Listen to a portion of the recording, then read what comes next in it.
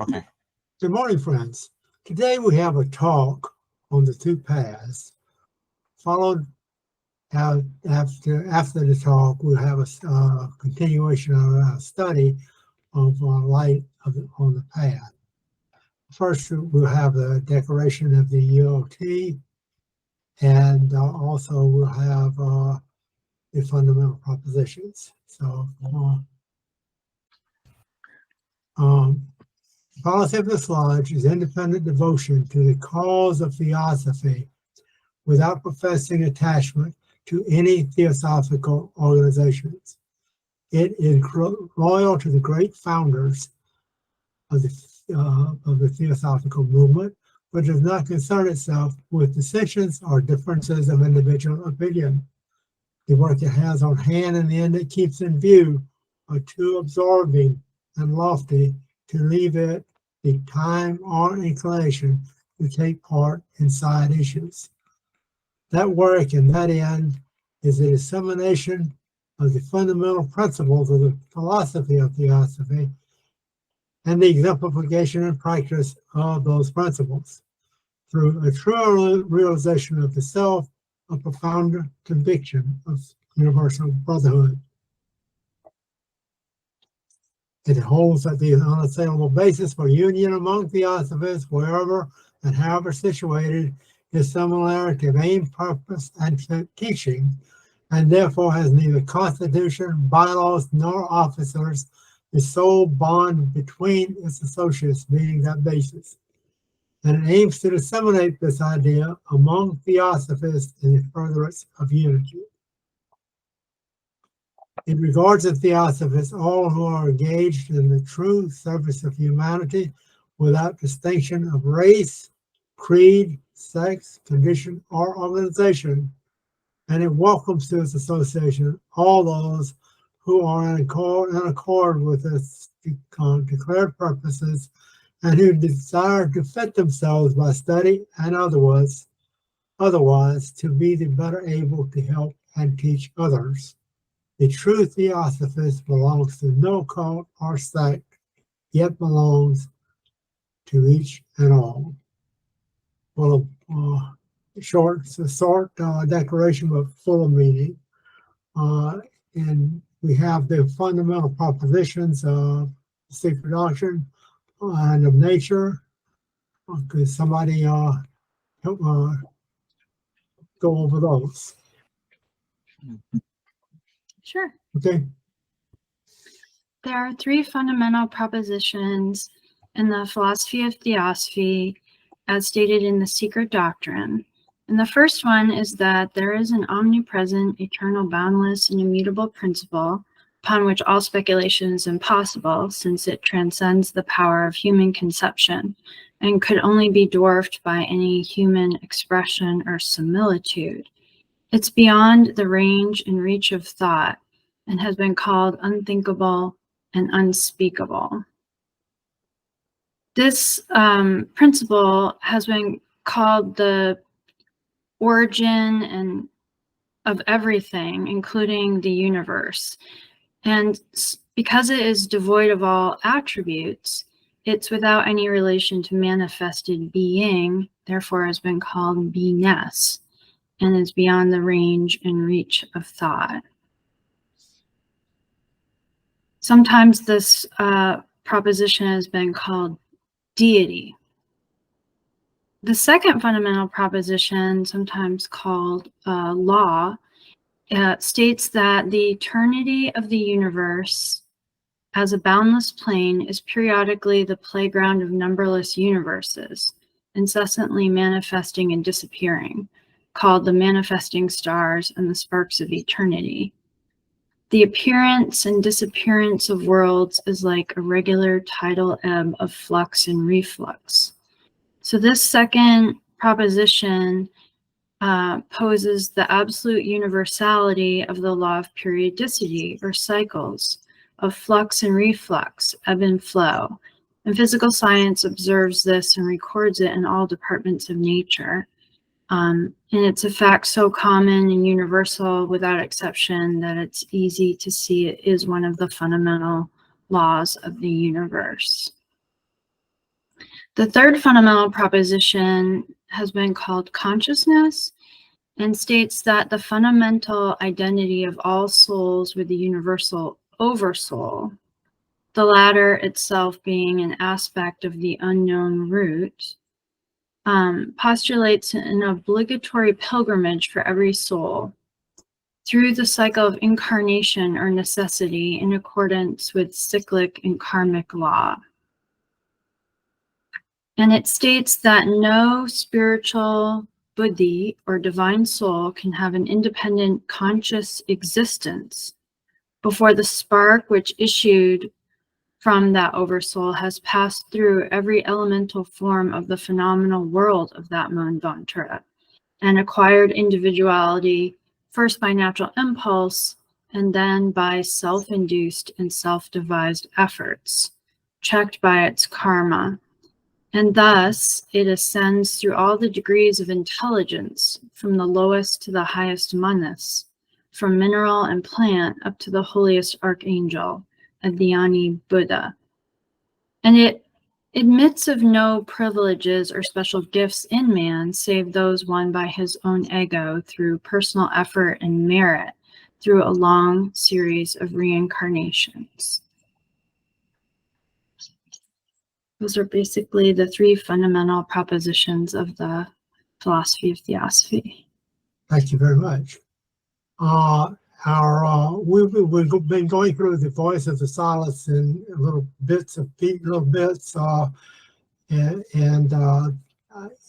just so happens that the part that we are going over today was starting a fragment 2 on the two paths. And now, O teacher of compassion, point thou the way to other men. Behold all those who, knocking for admission, await in ignorance and darkness to see the gate of the sweet throng flung open. The voice of the candidates. Shalt thou not, master of thine own mercy, reveal the doctrine of the heart? Shalt thou refuse to lead thy servants unto the path of liberation? Quoth the teacher. The paths are 2, the great perfections 3. 6 are the virtues that transform the body into the tree of knowledge. Who shall approach them? Who shall first enter them? Who shall first hear the doctrine of the two paths in one? The truth unveiled about the secret heart. The law which shunning learning teaches wisdom, reveals a tale of woe. Alas, alas, that all men should possess Alaya, be one with the great soul, and thou possessing Alaya should so little avail them. Behold, how like the moon, reflected in the tranquil waves, Alaya is reflected by the small and by the great, is mirrored in the tiniest atoms, yet fails to reach the heart of all. Alas, that so few men should profit by the gift, the priceless boon of learning truth, the right possession of existing things, the knowledge of the non-existence. Saith the pupil, O teacher, what shall I do to reach the wisdom? O wise one, what to gain perfection?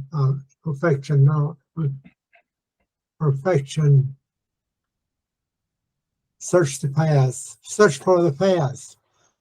But, O Lenu, be of clean heart before thou startest on that journey.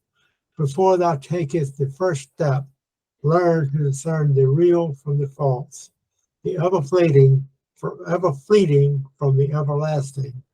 Learn above all to separate head learning from soul wisdom.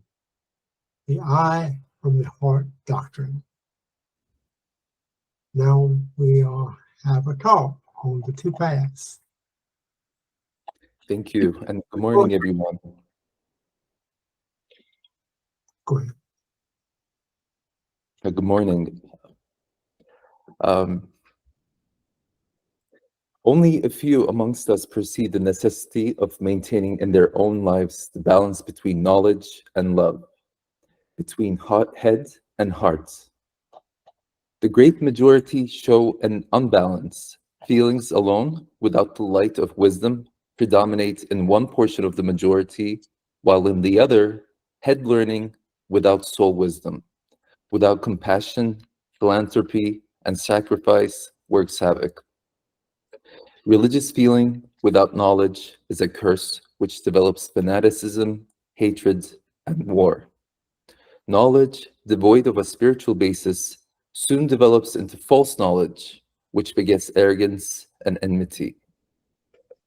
Only a few, a small minority in any century, are esotericists, not inquirers nominally interested in the occult, but real students learning to practice and to promulgate the grand doctrines of the science of life. Their task is to produce that balance between knowledge and ethics in their own constitution, without which there can be neither the gaining of enlightenment nor the practice of altruism for the good of all. For these few, H.P. Blavatsky produced a book called The Voice of the Silence, dedicating it to them. In the preface of this book, she writes that she offers 3 fragments and that more could not be given to a world too selfish and too much attached to objects of sense to be in any way prepared to receive such exalted ethics in the right spirit. Esoteric philosophy has always taught the art of all-round development, a healthy mind in a healthy body, but also it has always taught that the course of unfoldment is from within, without, and that therefore mind and not body should be the starting point, and that motive and not methods should receive primary consideration.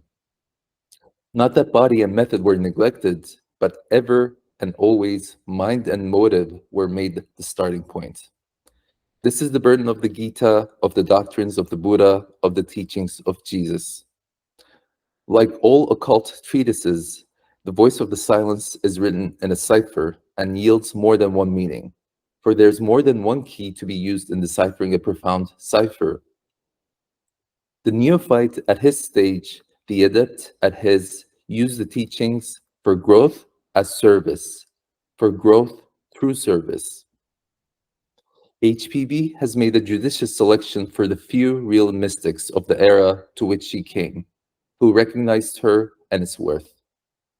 For students of the modern generation, the book has the same message and offers the same benefits. For them too, the formulation of the motive and the training of the mind form the first step.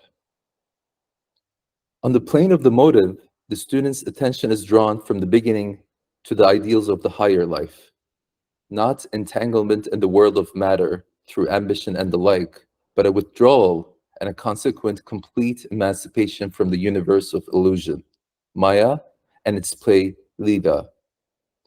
The student has to choose between sense life and soul life, and when he's sufficiently confirmed in his higher desire to live as a soul, subduing the senses, he is presented with another, the grandest ideal humanity has ever known, renunciation. Soul culture leads the practitioner to the idea of liberation, a state so much desired by the afflicted, by hearts laden with sorrow, by heads full of confusion. Having seen the cause of disease, having drunk the potion of cure, who would want to continue the hospital life? The theosophical student registers that to be of this world is to seek disease, to demean powers, to become mad. Let me have none of these, he says. Thus, for more than one life, the student fixes his mind on liberation, and his motive in leading the higher life is to free himself from the world, the flesh, and the devil. The Voice of the Silence recognizes the place of the path of liberation, the conquest of nirvana. For many centuries, the ideal of liberation has inspired generations of mystics, and in India especially, the desire for moksha and to reach nirvana has become the supreme and the only goal of spiritual striving. However, the great Buddha taught the path of renunciation and exemplified the teaching in his own life. Esoteric teachings claim that he renounced nirvana and gave up the Dharmakaya vesture, which means the glorified spiritual body, called the vesture of bliss, to remain a Buddha of compassion within reach of the miseries of the world. With the passing away of his pure teachings from the land of his birth, the concept of moksha prevailed in India as the sole ideal, submerging that of renunciation.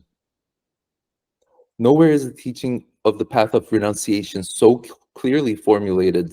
Nowhere are its functions and objectives so profoundly contrasted with those of the other path as in the voice of the silence.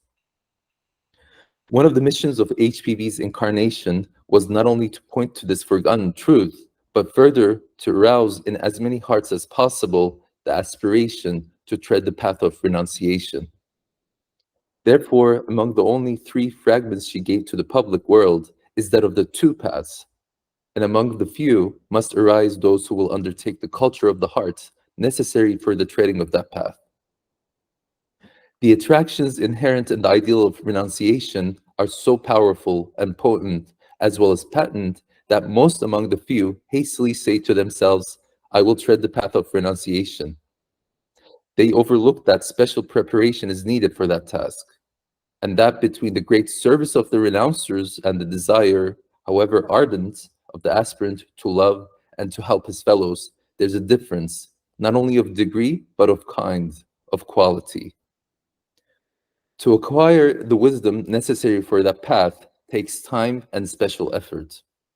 And that is possible through fellowship, not as it's understood in the religious and mystical world, but as it's understood in occultism and esoteric philosophy. A special kind of training and development is necessary to walk the way of renunciation. It is the renouncing not only of the world of matter, but also of the world of spirit, not of life and form only, but also of life eternal. It is freedom from the bondage of passion, which every emancipated soul enjoys, but further, it is acceptance of the bondage of compassion, which the mukta, or the one who is liberated, does not accept. The training of the probationer includes the unfoldment of the right motive, which the ideal of the path of renunciation presents. Fellowship implies the treading of that path and the displacement of other motives, including that of liberation, by the one motive, the real inner motive, of which all outer motives should be but expressions and emanations. The choice comes at the end, but that choice is the culmination of innumerable choices made by the soul, from the stage of the probationer to that of the adept. If we encourage in our mind the desire to renounce, if we nourish it that it may take roots and grow, we will be getting the necessary training for acquiring the right motive. That training is not in mere resolve and verbal repetition of the famous pledge of Kuan Yin, but a remembrance of it during the performance of daily duties. And to remind ourselves, this pledge of Kuan Yin is, "Never will I seek nor receive private individual salvation. Never will I enter into final peace alone, but forever and everywhere will I live and strive for the redemption of every creature throughout the world from the bonds of conditioned existence." The great renouncer does not rush to help here, there, and everywhere, but, quote, ever protects and watches over humanity within karmic limits, end quote. This implies knowledge, especially of the law of cycles and the ultimate divisions of time. That is why HPB says that it's easy to become a theosophist, but it is quite another matter to put oneself upon the path which leads to the knowledge of what is good to do, as to the right discrimination of good from evil. The guiding principle in the probationer's life is discrimination between the real and the unreal. But these terms take on a special meaning for him, not the ordinary discrimination between soul and sense, between mind and matter, between beingness and being, but the discrimination between selflessness and selfishness as ultimate cosmic principles. If he's bent on liberation, his discrimination follows one channel. If on renunciation, it cuts a different canal. In the former case, the neophyte's aspiration is for freedom from the world of erring humanity and entrance into the state of spiritual bliss. On the path of renunciation, his whole concern is with humanity, not with his own realization of bliss ineffable, but with bringing the bliss of enlightenment to the minds of men. The knowledge necessary for spiritual self-realization is limited, but that knowledge necessary for the service of other souls is vast and complex. Esoteric philosophy, advocating for its votaries the treading of the path of renunciation, requires that they obtain the latter knowledge. The first necessary step shown in the second fragment of the Voice of the Silence, the two paths, is that of the Buddhi Yoga of the second chapter of the Bhagavad Gita, with one important difference. It not only recommends seeking asylum in mental devotion and doing one's duty without caring for the fruits of action, but also adds gain siddhis, or powers for thy future birth. This is from page 39 of the Voice of the Silence. Follow the wheel of life, follow the wheel of duty to race and kin, to friend and foe, and close thy mind to pleasures as to pain. Exhaust the law of karmic retribution, gain siddhis for thy future birth. To practice the most difficult art of doing good to others requires exceptional knowledge. It is not sufficient to gain deliverance of mind from thraldom by the cessation of sins and faults. Not cessation of sins, but something more, not suppression of vice, but its elimination. The man who seeks and gains mukti not only abandons humanity, but leaves behind the particular set of his skandhas, which perforce must attract him back to incarnated existence, be it in another manvantara. Among the weaknesses and the conditions to be overcome by the future adept are not only desires for possession and power, but also duties, which, however honorable, are still of the earthy. Here's a subtle difference in the evaluation of duty from that which is ordinarily made, a difference which the future renouncer has to note. The development of right renunciation at the early stages and for the probationer consists in the performance of duties, in not shirking them, but discharging them. In discharging them, however, he has to learn the lesson contained in the performance and develop the power which goes with that performance. Liberation comes by the payment of our debts to all duties, but unless effort along a special line is made, the powers which follow that performance will not unfold in his consciousness, and the treading of the path of renunciation will be impossible. There are two kinds of siddhis, the one lower and psychic, the other higher and spiritual. When the probationer is told, gain siddhis for thy future birth, it is the powers of the second type that are meant, powers belonging to buddhimanas.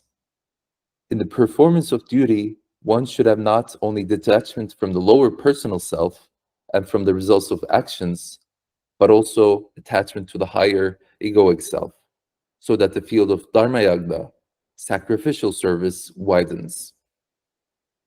He who desires liberation discharges his duties in such a fashion as to create no new causes. Exhaustion of karma is his method. But he who aspires to tread the path of renunciation performs actions in such a manner as to create new opportunities to serve an increasing number of human minds. Each sacrificial action of his, naturally unfolding from his congenital duties, karma dharma, is like a pebble thrown in a lake. The circles of karma made by it grow and grow. But the aspirant is thrown back into his old sphere if through lack of knowledge and because of his limited perception, In serving, he does not unfold the spiritual cities. Each sacrificial deed deepens the spiritual insight, provided that both in motive and in method, it is according to the teachings of the esoteric philosophy. Occultism teaches how to turn the forces of evil to good, and unless the probationer on the path of renunciation learns this and thus gains cities, his success will be very distant.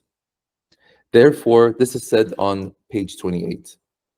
To live and reap experience, the mind needs breadth and depth, and points to draw it towards the diamond soul.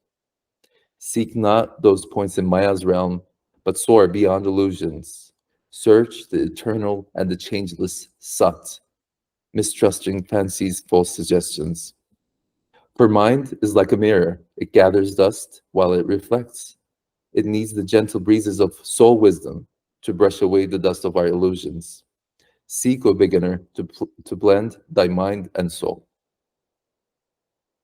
The ordinary man has for his horizon his street. His insight is surface deep, and the points of his magnetic compass draw him to his appetites. He lives in his sense-created state, which looks to him like a real world, but which is not in any sense of the seven worlds of rest eternal. His mind made subservient to his senses, and his senses to his appetites, he goes from death to death. The man who has begun to live, who recognizes that life being probationary, afflictions are opportunities, looks beyond his streets. Modern education does give him some breadth of vision, but not the depth, and therefore the gap between his knowledge and his practice, between his mental and his moral life, between his sacred beliefs and his secular deeds. Theosophy educates the human mind to gain depths, to see below the surface, to penetrate into the very kernel of form. When the horizon of the student is broadened, when the insight of the practitioner has deepened, and therefore he has begun to live, he must secure the magnetic compass of the higher life. The depth of insight develops viveka discrimination, and for the learning soul, that aspect of it which enables him to select ideas and aphorisms which, under karma and for his particular stage, are necessary. The points of his magnetic compass show him the way to Sat, truth. It is for the human mind to maintain the breadth and depth gained by not allowing desires and fancies to exert their power of suggestion and to draw him away to Maya's realm. This has to be achieved by the mind blending itself with the soul. Daily, hourly, from the sphere of memory, the dust rises and settles on the mind, taking away its capacity to reflect the divine ideas of Akasha. Therefore, daily and hourly, the mirror of the mind has to be dusted, and study of the esoteric philosophy does it. Sustained effort to reflect divine ideas polishes the mind, transforming the mirror and giving it the superior capacity to reproduce more and more accurately the living images of devas and dhyanis, Buddhas and bodhisattvas. These reproductions are the real points that draw the cello soul to the Vajrasattva, the Lord of all mysteries. It is during the process of brushing away the dust of illusions, of blending mind and soul, of soaring into the sphere of Sat, that the choice to tread the path of renunciation is confirmed, because we see the hidden meanings and the occult implications of that choice. The great choice comes at the end, when the knowledge concerning the two ways is obtained. Thou hast the knowledge now concerning the two ways. Thy time will come for choice, O thou of eager soul. When thou hast reached the end and passed the seven portals, thy mind is clear. No more art thou entangled in the delusive sauce, for thou hast learned all. Unveiled stands truth and looks thee sternly in the face. She says, sweet are the fruits of rest and liberation for the sake of self, but sweeter still the fruits of long and bitter duty. Aye, renunciation for the sake of others, of suffering fellow men.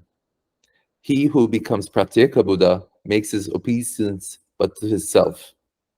The bodhisattva who has won the battle, who holds the prize within his palm, yet says in his divine compassion, "For others' sake, this great reward, I yield," accomplishes the greater renunciation. A savior of the world is he.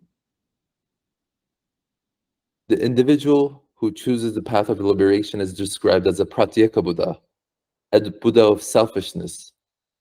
One who selects the path of renunciation is described as a bodhisattva, a Buddha of compassion. The term literally means one whose essence is wisdom, or one of enlightened essence. The Buddhist sage Arya Sangha refers to Gautama Buddha as the supreme Nirmanakaya. HPV echoes his assertion, writing in the footnote that the esoteric school teaches that Gautama Buddha, with several of his arhats, is such a Nirmanakaya, higher than whom, on account of the great renunciation and sacrifice for mankind, there is none known. It has always been taught that the treading of the Bodhisattva path consists of two things. First, bodhicitta. Second, the perpetual practice of the paramitas. This is what the voice of the silence is referring to when it tells us that to live to benefit mankind is the first step. Apologies. To live to benefit mankind is the first step. To practice the 6 glorious virtues is the second. Bodhicitta is the fixed inner and mental attitude or focus of compassion and altruism. This naturally leads to the putting into practice of the paramitas, which are variously translated as glorious virtues or transcendental perfections. Generally speaking, Mahayana Buddhism recognizes 6 paramitas only. In the esoteric system, as represented by the voice of the silence, one more is added and placed fourth in the order. Its position as the fourth of the 7 thus gives it the important significance of being the central paramita. We learn from the voice of the silence that these paramitas are 1. Dena, it's the key of charity and love immortal. 2 is Shiva, which is the key of perfect harmony in word and act, the key that counterbalances the cause and effect, and leaves no further room for karmic action. 3 is Kshanti, patience sweet, which naught can ruffle. 4, Vairagya, dispassion, detachment, desirelessness, indifference to pleasure and to pain, illusion conquered, truth alone perceived. As it was just mentioned, between the 2 triads is the paramita of viraga or vairagya, without which neither can Maya illusion be conquered, nor can truth sought be perceived. Detachment, dispassion, indifference is, in more than one sense, the most important of the virtues. 5 is virya, which is the dauntless energy which keeps pressing on towards the goal and fights its way to the supernal truth, out of the mire of lies terrestrial.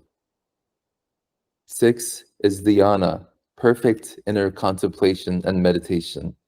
Its golden gate, once opened, leads to the adept toward the realm of Sat, eternal, and a ceaseless contemplation. 7, prajna, the highest perception, perfect consciousness, and supreme wisdom. It is the key to which makes of a man a god, creating him a bodhisattva, son of the dhyanis. We're implored to practice the 6 glorious virtues because those 6 leads us sooner or later, like gates or portals, to the 7th, which is the great goal of all. It should be noted that the voice of the silence also occasionally mentions 10 paramitas, implying that there are an additional 3 beyond the 7 of which it specifically speaks. These 7 portals on the path are really the 7 divisions or stages in the Antahkarana, leading up to its very summit, where one re-becomes the God, the divine entity, the individuality which one truly is. It's important to take a moment to shed further light from the Theosophical glossary on Antahkarana, since the term has various meanings which differ with every school of philosophy and sect. Sankaracharya renders the word as understanding, others as the internal instrument, the soul, formed by the thinking principle and egoism. whereas the occultists explain it as the path or bridge between the higher and the lower manas, the divine ego, and the personal soul of man. It serves as a medium of communication between the two and conveys from the lower to the higher ego all those personal impressions and thoughts of man which can, by their nature, be assimilated and stored by the undying entity, and be thus made immortal with it. These being the only elements of the evanescent personality that survive death and time. It thus stands to reason that only that which is noble, spiritual, and divine in man can testify in eternity to his having lived. Antakarana is formed by thought. The object of theosophy is to give us a right basis for thinking, a true conception of what we are. As we think and act in accordance with his true conception, our thoughts form a channel or path between higher and lower manas. The effort from the lower sets up a corresponding influence in the higher towards it. Tending to union between the lower can, by right thoughts, selflessness, and action, form the bridge which unites it to the higher. The cultivation of right motive takes more than one life. The control of the wandering mind is a necessity, universally recognized, but how many think of the wandering heart? When the heart has been steadied, concentration of mind becomes easy, for an objective has been found. The mind gathers itself together, makes the objective its center, but without a goal or an objective, the mind can never gain one-pointedness. Many and varied are men's objective in life, and the student of theosophy is no exception to this rule. If he determines his objective to be neither the bliss of nirvana, nor the developing of cities, low or high, nor achieving success in this or that sphere, but letting everything go to tread the path of renunciation, disciplining himself for the life of spiritual service, of orphan humanity, then he has found the correct objective, the right motive essential for the life of fellowship. Once an aspirant resolves to follow the right motive, it's whether he remembers it or not will affect his life and force him to work for humanity in one way or another. Directly, he attempts to gain spiritual benefits. Selfishly, instead of trying to help his brothers, he will feel the inner call to work, which cannot be evaded. For the great choice, his time will come, but its coming will be hastened as he remains faithful to the great choice of his present incarnation, to endeavor to make theosophy a living power in his life. And this brings us to the end of the prepared remarks. Look forward to hearing your comments or your questions.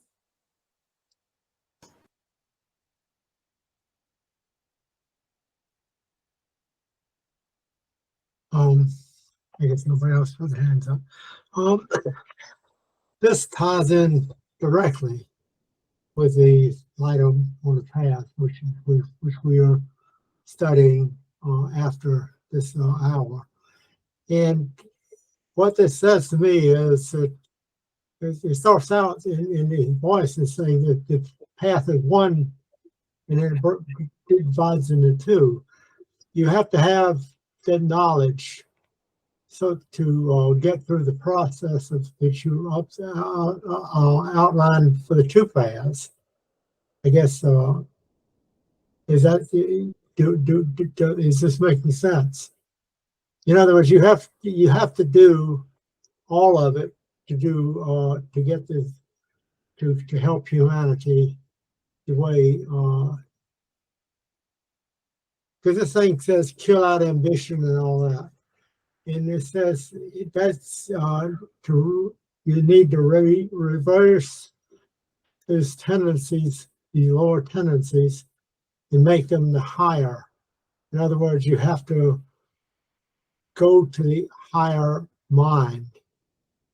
And that's what I'm hearing you saying in your talk, because we have to raise up our thinking to the level.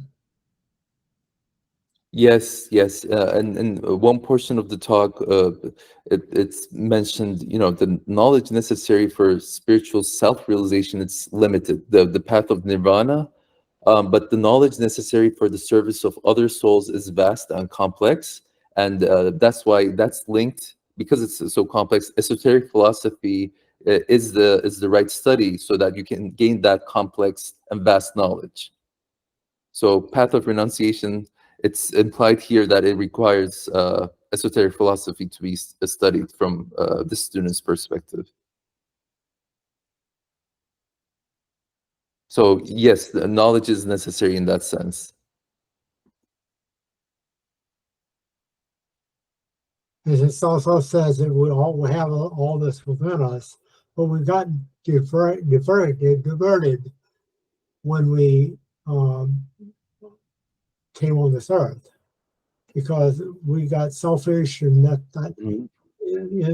everything leads naturally to survival of the fittest and all that stuff.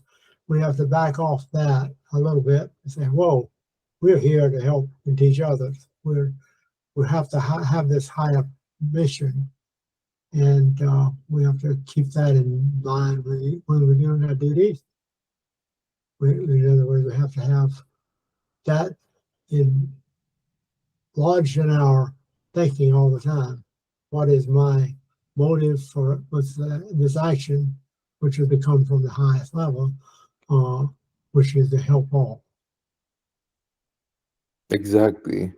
Yes, I mean, when we're in this physical incarnation, we're inundated with senses. There's a lot of illusory things around us, and it is definitely difficult to gain that depth that it's being referred, and something like theosophy really helps shake you and be able to go more, take a step back, as you're saying, to ask the important questions in life, like why are we here, what is our purpose, etc. And thankfully, things like theosophy give us that answer, and give us that right compass, as also was mentioned, so that we lead the right way of life, basically, with the depth necessary, so that we take the right actions, exhaust our karma, do our duty. So absolutely.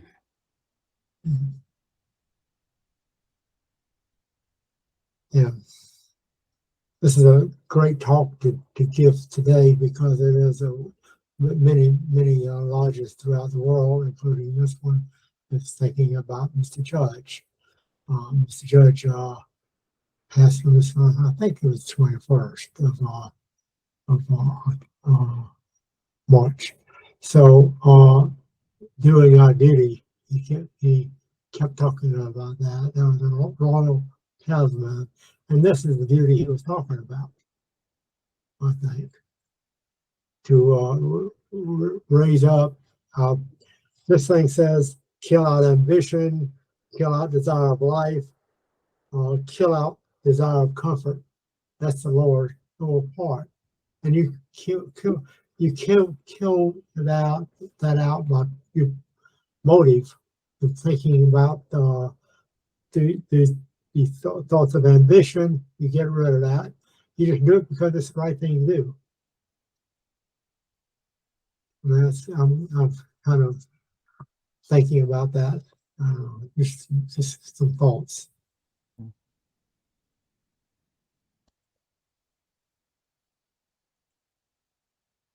Any other comments? I mean, I can certainly reiterate what I found interesting as I was putting this together.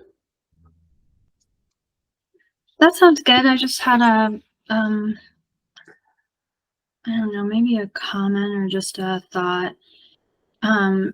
You said Virago is one of the paramitas that is most important, detachment, but it's so difficult to just say it, because we also have to maintain the hold of the first paramita, which is charity and love for all, and the second one, harmony. So how to do that, obviously, is just very nuanced in any situation, and it just shows how difficult treading this path is, because they seem contradictory, but at a higher level, they're not. Mhm. So it's just an observation. I don't know if you have any further comments on that or whatever else you want to bring about. Yeah, you're right, and perhaps that's why avatars and beings like the Buddha were incarnated here in a physical body for us to see how that is in actuality can happen, and for us, to look up to those beings. Dana, the key of charity and love, immortal. How can you practice that along with dispassion, detachment, desirelessness, etc.? So perhaps, yeah, these teachings help us on that. But I agree, it is, there's a nuance there. No, I mean, I personally don't have any other comments on that front, but I think that's a good observation. Yeah, and the answer is easy, but getting there is difficult. You have to be an occultist, because that's what the HPV was, an occultist, and I think that the Buddha was too. But as a focused occultist, is focused on humanity and raising everything up to the next level and so forth. And it's very difficult to do that when you're embodied. Yeah. That's what our job is. Yeah, perhaps it becomes easier as your, lower ego, lower manas kind of dissolves, or it links up to more to your higher self, that this passion becomes more prominent. And you focus on the higher things in life, and perhaps that's how you become more detached from the worldly uh, you know things, and get to focus on higher things, but yet still have that love and charity for humankind. Yeah, but you're going down this list: kill out ambition, desire for life. That says that you're putting on your energy is there to do those things, but not for yourself. Ambition is to raise yourself up the ladder and corporate ladder and stuff like that. You're trying to help humanity, and I think that that's in desire of life. We are not supposed. We're supposed to be here, trying to do our duty as long as we can. Mr. Judge says that we should stay here as long as you can, but to do what you can for humanity, not for yourself. Yeah. Big question here. How can we help humanity by being detached from all desires?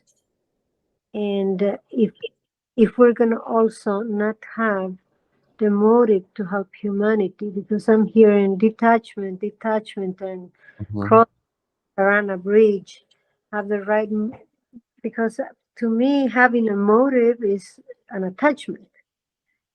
Maybe I'm misunderstanding. And can you elaborate? Yeah, this student, my understanding is, when you talk about the detachment, I think the first step is to selfish attachments that we have. We are very self-centered. The first step is to change that to focus on others, and it was mentioned, growth through service, being altruistic, right? Doing things not for yourself but for others, I think, is the first step.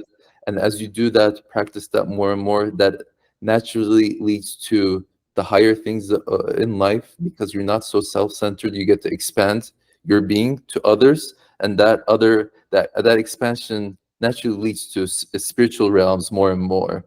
So that's just the journey that we're on, and along the way, that detachment expands more and more. So that's my quick take. Was that helpful? Yeah, with your response, I can see that it's a natural consequence of being detached to desires, that you will advance, will think of others, will have that still. And the natural consequence will be that you advance and you help humanity, because you're going to be not expecting reward for your actions, for example.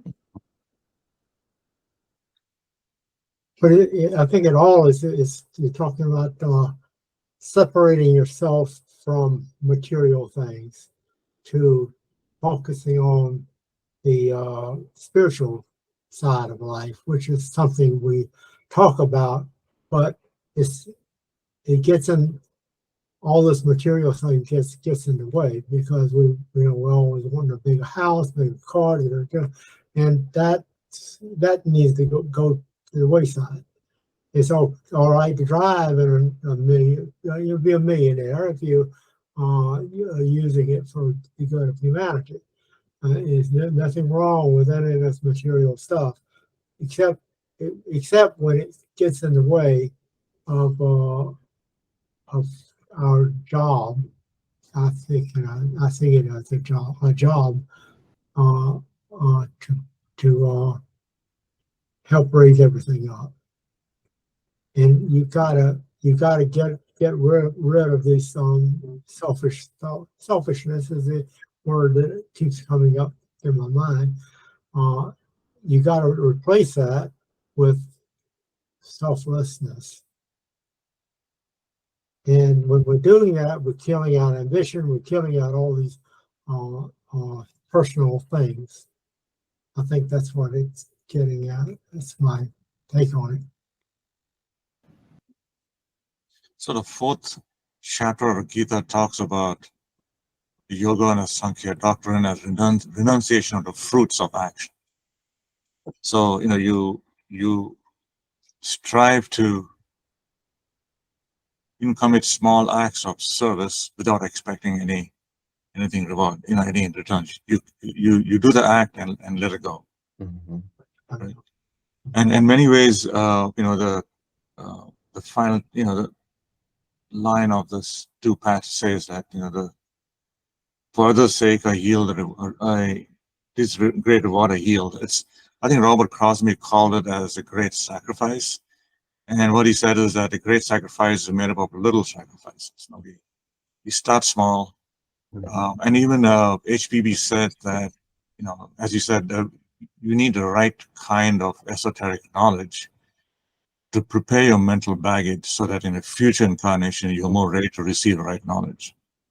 So all those things go hand in hand. So thank you, Mehmet. Really a wonderful talk. Very inspirational. And it's interesting that it says this is one path, but then it gets into two. And I think I'm beginning to understand what it means by that, because you have to, again, have that understanding, and it comes from books and stuff like that, but it doesn't necessarily come from those. If you can apply everything in books without the books, that's fine too. But it is a two-part. It is a single path. That's the way I see it. And that's why I said I don't understand this selfish Buddha stuff. I think that you would naturally go into helping others and all that stuff if you start anywhere you start on the path would lead you to that naturally in some life in the future. Can I add a comment? It seems like if we draw the analogy, we have, instances in everyday life where we have to do that. Like maybe you care for an animal or a child, a small animal, and you do your best, but at the same time, you have to let them kind of find their own way, and you can't hover over it. So, all the time. So you put your best effort in, and at the same time, leave the results to law. And the student was reminded, like in the Gita, it says there's no purifier in this world to be compared to spiritual knowledge. So those who perfect their devotion find that knowledge springing up spontaneously in themselves in the progress of time. So it's almost like trying to put into words advice for living your life. If you were to give it to someone, you'd be like, well, you need to do your best, but you need to also, let some things go, and you need to, it's so difficult to put it into words, such a process that's so interior. But, just, I think we have to understand that as we practice devotion, the knowledge required will, it doesn't come out of nowhere. It comes through effort, but it will come to our aid if we're, in earnest and honest and sincere. It seems like that to this student, I don't know if others think of it this way, that it doesn't seem that students maybe necessarily, some definitely tread the path for nirvana, but do they tread the path for the ultimate and then settle for nirvana? Is it like they get to that decision point and they're like, actually, this looks like kind of good? I've always wondered that, or if they're really distinctly two paths.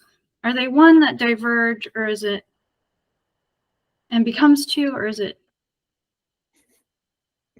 I don't know.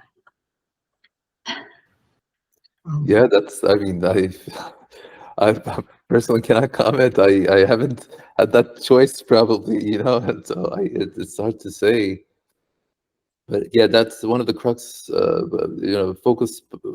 focal points of this study. Renouncing not only of the world of matter, but also of the world of spirits. Yeah. That's a very interesting decision. And it says, freedom from the bondage of passion, or acceptance of the bondage of compassion. That's such a big sacrifice to be made to come back for humanity's aid and reject, that total freedom in that emancipated state. I cannot comment. Sorry, I don't know how. I can only speculate, and I don't want to do that. Yeah, it is difficult to understand because throughout theosophical teachings, we are told that selfishness is not just terrestrial or low selfishness, but there's an element of higher selfishness. Very hard to comprehend that, at least at our stages. But I think the two paths seem to indicate that if you reach the threshold and you want eternal peace, you walk over it and you leave humanity behind, or you stay back and help. It's difficult to understand, but I think that's what I think even HPB Judge and even some of the masters have said about what's called higher spiritual selfishness. Difficult to understand that. It reminds me that the ring pass not idea.